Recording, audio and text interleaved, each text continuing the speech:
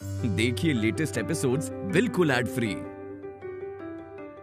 Bharat Ratna doctor Bhimrao Ambedkar को कोटि कोटि नमन। ये कार्यक्रम डॉक्टर भीमराव अंबेडकर के जीवन पर आधारित है, जहां भारत की जनता के प्रति उनके योगदानों को पूरी सजगता से चित्रित और रेखांकित करने का प्रयास है। कार्यक्रम में दिखाई गई घटनाएं लब्ध-प्रतिष्ठ पुस्तकों से ली गई हैं। इस कार्यक्रम के जरिए चैनल की ओर से एक विश्वसनीय, सजग और सकारात्मक प्रयास है कि डॉक्टर बाबा साहेब भीमराव अंबेडकर के जीवन की संघर्ष यात्रा एवं गौरव गाथा पूरे आदर के साथ घर घर पहुंचे और उनके योगदानों से सभी संपूर्णता में परिचित और आह्लादित हों।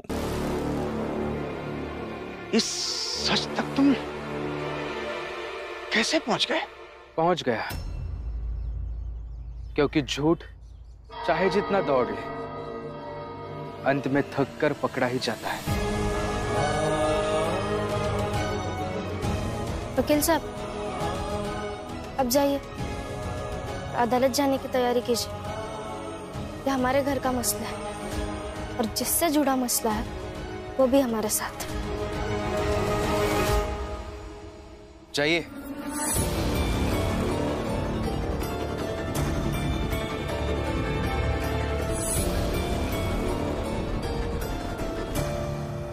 रुकिए वकील साहब।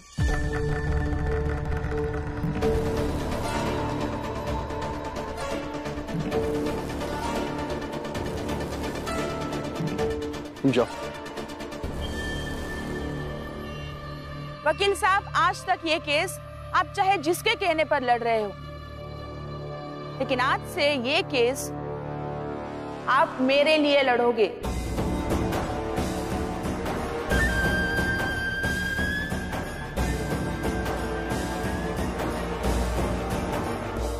अपना ये केस मैं आपको दे रही हूँ।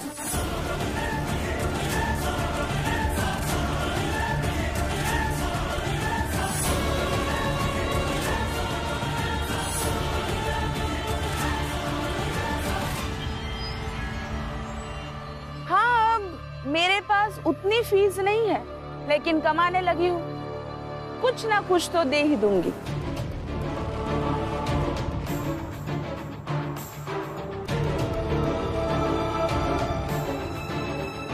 भीम, रमा, अब तो मैं इनकी तरफ आ गई हूँ ना, तो तुम दोनों जाओ और घर पे जाके अदालत में जाने की तैयारी करो।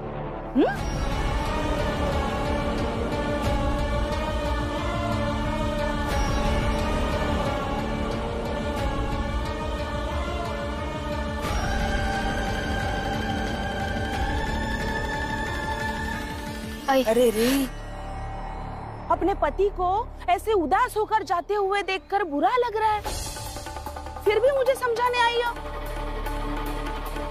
मुझे कुछ नहीं समझना, ना ही मुझे कुछ सुनना है।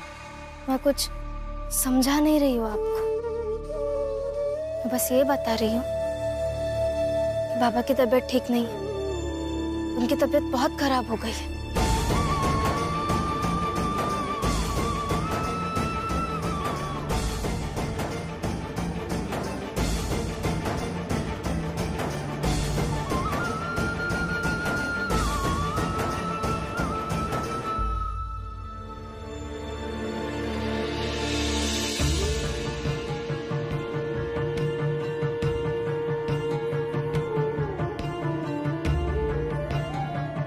लीजिए ना, आप भी खाना खा लीजिए।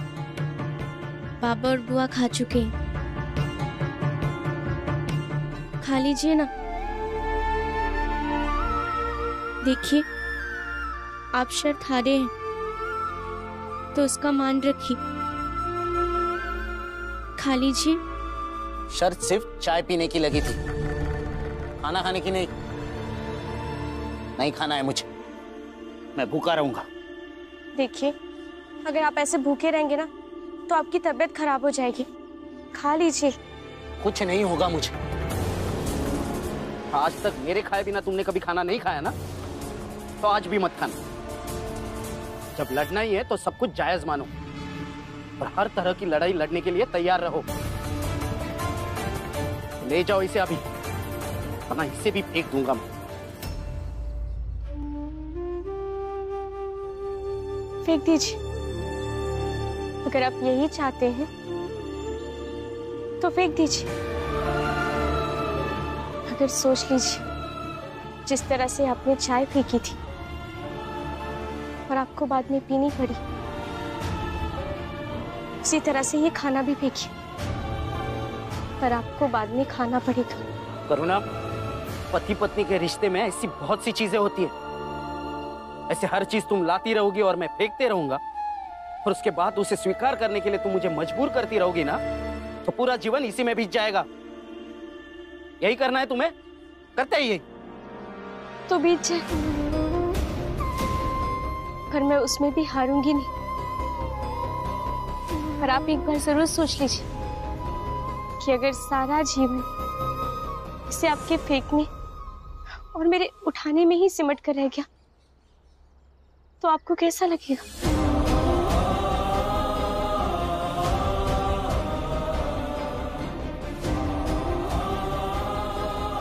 बोलिए, क्योंकि मुझे तो बिल्कुल अच्छा नहीं लगेगा।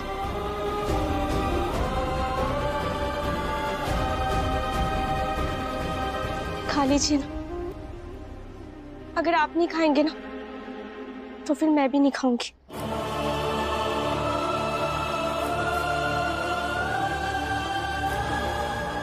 देख बेटा, मैं तुझे ये नहीं कहूंगी कि जो भीम और रमा ने तुझे समझाया वो गलत है। ना ये कहूंगी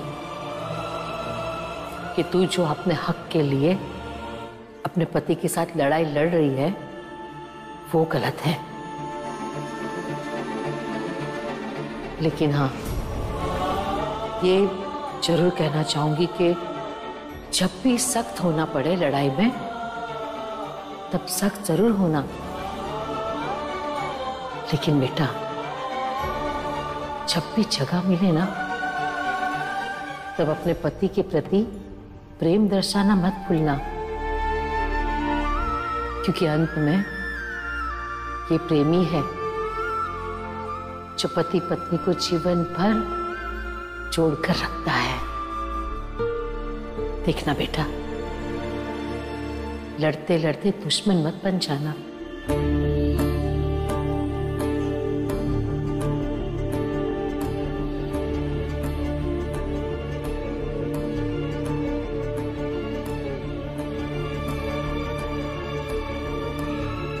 बैठिए।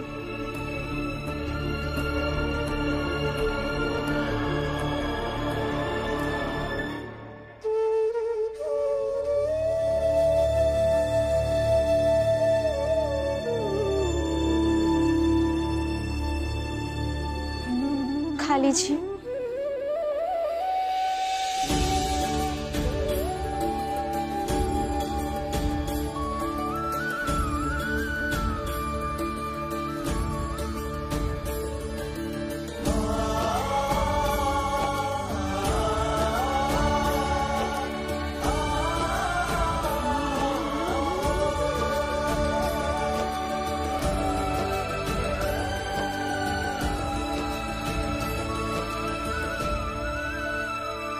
जीजा भाई, एक नारी सब पे भारी।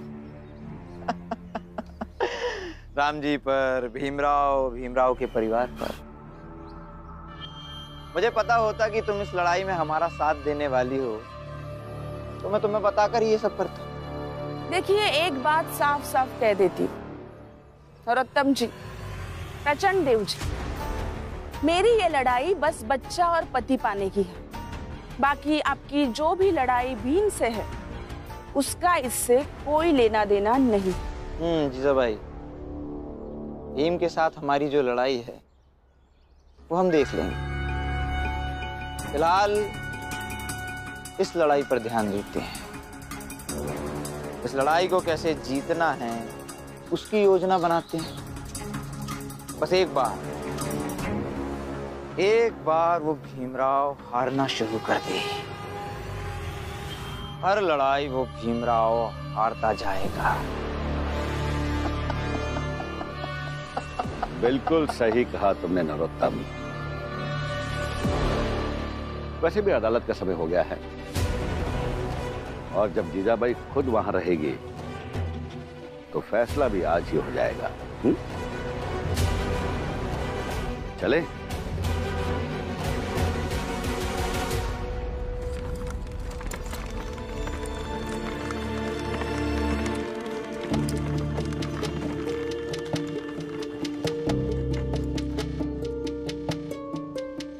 और मुश्किल हो जाएगा कि आई खुद भी उन सबके साथ है।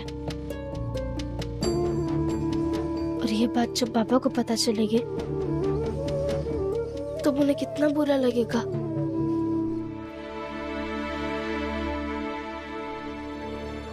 बस वो जिस वकील साहब के पास गया है वो उनकी बात मान जाए और तैयार हो जाए।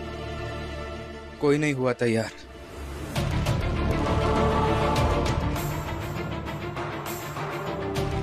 कोई तैयार नहीं हो रहा है हमारी केस लड़ने के लिए।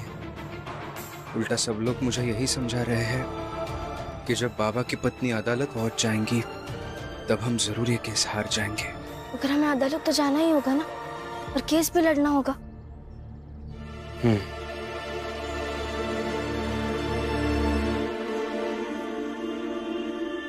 लीजिए बाबा, अदालत चलते हैं। मैं भी चलती हूँ। हाँ भैया चलो। राम जी,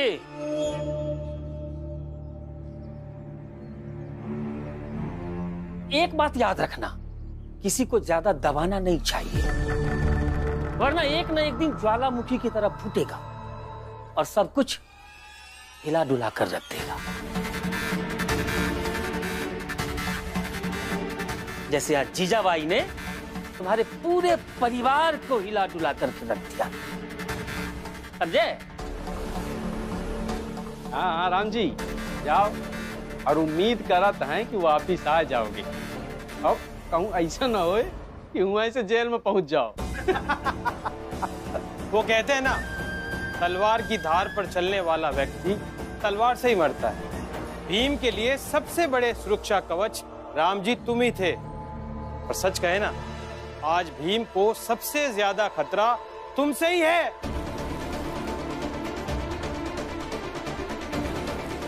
ए जनार्दन, बहुत ज्यादा बोल रहा है तू।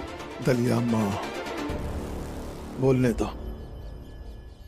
बोलो जनार्दन, जितना बोल सकते हो उतना बोलो, लेकिन जवाब तुम्हें मैं नहीं, समय देगा।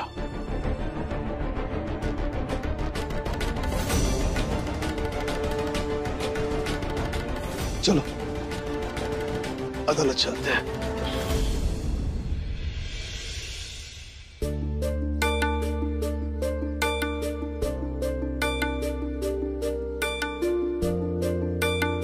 हमें अदालत भी समय से जाना है। जो भी करना होगा जल्दी करना होगा। लेकिन क्या करे रमा, एक भी वकील ऐसा नहीं है जो ये केस लड़ने को तैयार हो रहा है। एक भी वकील।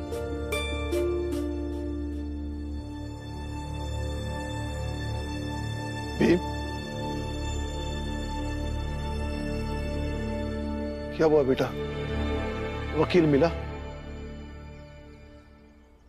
बहुत सारे वकीलों से बात की मैंने, एक भी वकील अपना केस लड़ने को तैयार नहीं हो रहा है बाबा।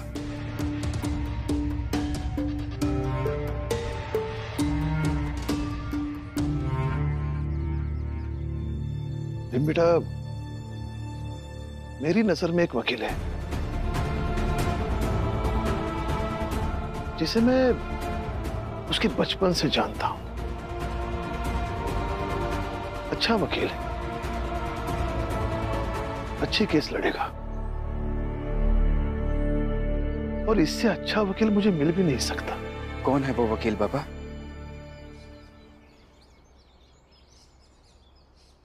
तू।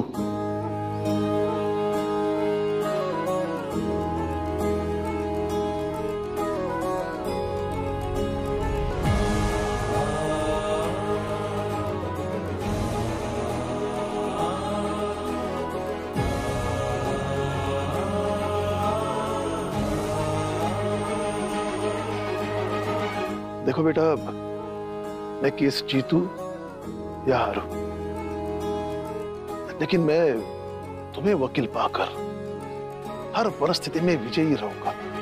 राष्ट्र संविधान का है तू ही शिल्पकार, तूने ही सिखाया है समानता का सार, अपनी कलम से की है देश अर्चना, एक एक शब्द तेरा भीम गर्ज। मुझे बहुत अच्छा लगेगा, मैं जरूर ये केस लड़ूंगा, लेकिन मैं हाँ बेटा, तुम्हें तो पता ही होगा, कानून ये इजाजत देता है अगर किसी को वकील ना मिले तो वो अपना पक्ष रख सकता है। हाँ पापा, फिर ठीक है, मैं तैयार हूं ये केस लड़ने के लिए। मैं एक काम करता हूँ, कहीं से कागज लेकर आता हूँ, उस पे कुछ पॉइंट्स निकालता हूँ जिसके आधार पर मैं अदालत में अपना केस लड़ सकूं।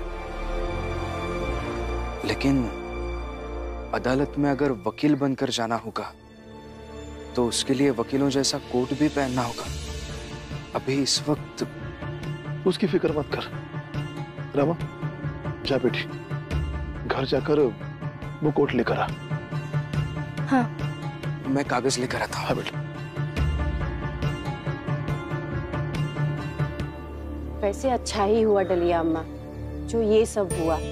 राम जी भाऊ और जीजाबाई अगर एक बच्चा गोद ले लेंगे तो उनके घर में भी शांति आ जाएगी। हाँ, हर नए सदस्य के साथ घर के लोगों का भाग्य भी जुड़ता है।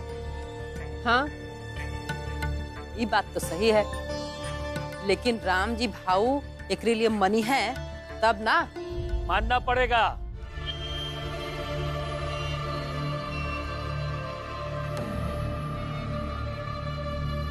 वकील साहब ने साफ साफ कह दिया है राम जी से कि राम जी सीधे सीधे जीजाबाई की बात को मान लो, नहीं तो ये साबित कर देंगे कि पूरा परिवार मिलकर के जीजाबाई को परेशान करता था। रितेश भाऊ, लिखित में झूठी गवाही तुम तीनों ने दी थी ना? हाँ दी है, उस पैसों से हमने कोट सिलने को भी दे दिया है, अभी हम जाकर लेकर आएंगे। हाँ तो बनाकर लाओ ना कोट, जला न दिया तो कहना। अच्छा, हिम्मत है कोट जलाने के? जनार्दन, रितेश भाऊ, चलो कोट लेके आवत। हाँ तो जाओ ले आओ ना, एक बार लेकर के तो आओ, फिर देखो कैसे जलाते हैं कोट। अच्छा, जला कर दिखाना। नंदू, मैं भी आता हूँ। क्या कर रहे हो? अरे मनोहर भैया। नंदू, माचिस लाओ। अरे क्या कर रहे हो? मनोहर, क्या कर रहा है तू?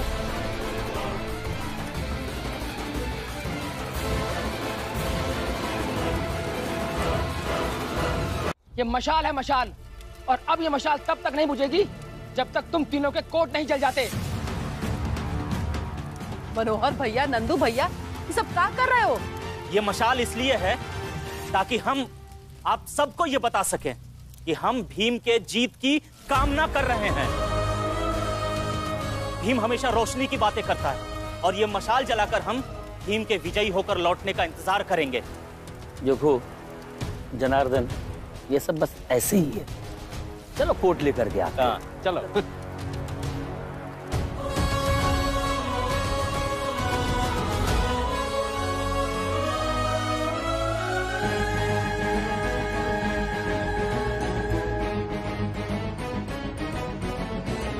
साहिब मेरे साहिब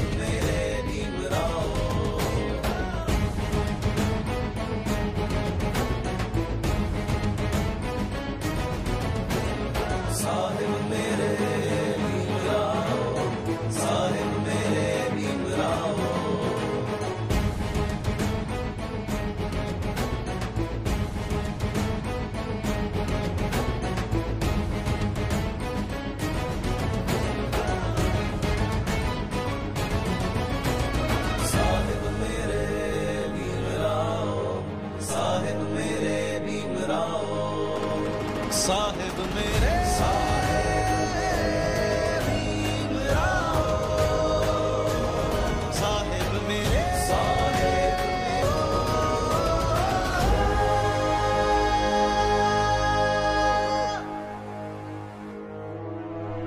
चल चलिए।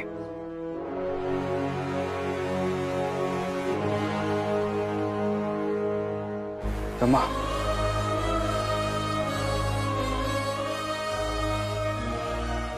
Thank you.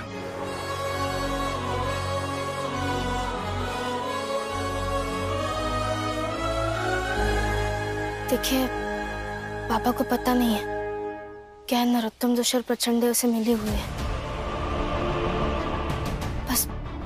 पापा को जब पता चलेगा ना कि उनकी पत्नी उनके खिलाफ अदालत में झूठी लड़ाई लड़ रही है, तो उन्हें संभाल लीजिएगा। उनकी तबीयत पहले से ही ठीक नहीं है। आप चाहिए, मैं घर जाती हूँ और आपका इंतजार करूंगी कि आप जीत कर ही आएंगे।